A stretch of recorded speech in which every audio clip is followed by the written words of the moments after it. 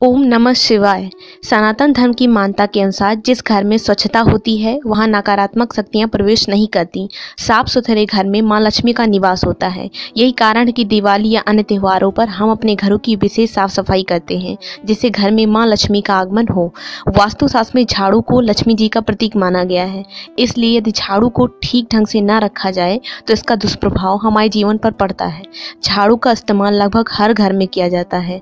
घर की साफ सफाई में का उपयोग होता है। घर की साफ सफाई के लिए इस्तेमाल होने वाली झाड़ू को लोग भले ही एक सामान्य सी वस्तु मानते हों, लेकिन इसका संबंध आपके सुख और सौभाग्य से जुड़ा हुआ है। ज्योतिष के अनुसार झाड़ू का संबंध धन की देवी माँ लक्ष्मी से होता है। कहा जाता है कि जिस घर में साफ सफाई होती है उसी घर में माँ लक्ष्मी का आगमन होता है। इसके अलावा भी शास्त्रों में झाड़ू से जुड़े कई नियम बताए गए हैं। आइए जानते हैं वास्तु के अनुसार झाड़ू के बारे में। ऐसी 3 जगह हैं जहां पर झाड़ू नहीं रखी जाती।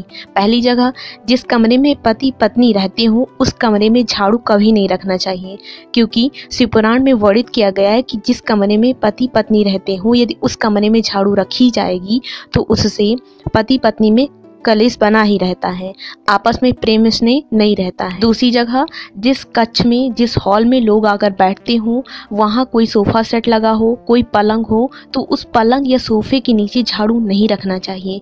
इससे सास बहू के संबंध अच्छे नहीं होते, दोनों में विवाद होता ही रहता है। तीसरी जगह, अन्नपूर्णा का स्थान, जहाँ पर आप भोजन बनाते हैं, आप भोजन करते हैं यानी कि रसोई, घर में झाड़ू नहीं होना चाहिए।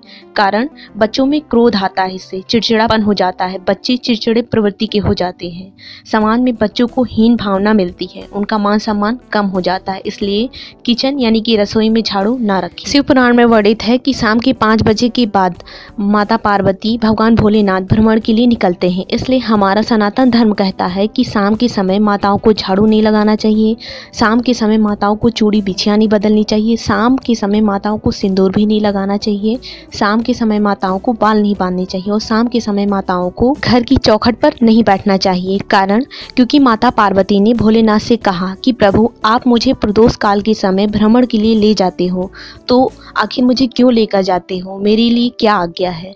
तब भगवान भोलेनाथ ने पार्वती माता से कहा, मंदिर के अंदर जाने वाला यात्री जब मंदिर में मेरा दर्शन करता है तो वो नंदी के कान में अपनी इच्छा बोलता है, तो नंदी के जरिए ही मैं उस इंसान के घर में जाता हूँ और उस इंसान का कल्याण करता हूँ। देवी पार्वती उनकी घर की नारियों को अखंड सौभाग्यवती का वरदान प्रदान करना, यही तुम्हारा कार्य है। तब माता पार्वती ने कहा, प्रभु अखंड सौभाग्यवती का वर तो मैं दे दूंगी, लेकिन उस समय यानी प्रदोष काल के समय अगर माताएं चूड़ी निकाल रही होंगी अपने हाथ से तो मैं अखंड सौभाग्यवती का वरदान कैसे दे दूंगी।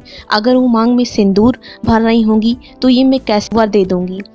उस समय वह चूड़ी बिंदिया बदल रही होंगी या फिर उस समय पर झाड़ू लगा रही होंगी तो मैं उनको अखंड सौभाग्यवती का वर कैसे दे दूंगी। उस समय मैं लक्ष्मी को उनके घर कैसे भेज सकती हूँ। आप बताइए प्रभु, ऐसे समय पर मैं कैसे उन नारियों को अखंड सौभाग्यवती होने का वरदान दे सकूंगी। तब मेरे महादेव कहते हैं, पार्वती मेरा नारियों के लिए संदेश है कि वो प्रदोष काल यानी कि संध्या के समय यदि श्रृंगार करती हैं तो जो नारियां प्रदोष काल में श्रृंगार करती हैं उनका श्रृंगार छिन जाता है। यदि वो शाम के समय चौखट पर बैठती हैं तो उनके घर की लक्ष्मी चली जाती हैं। प्रदोष काल का समय नारियों के लिए श्रृंगार का समय नहीं बल्कि ईश्वर की आराधना का समय होता है। इसलिए भूलकर भी प्रदोष काल यानी संध्या के समय नारियां श्रृंगार ना करें।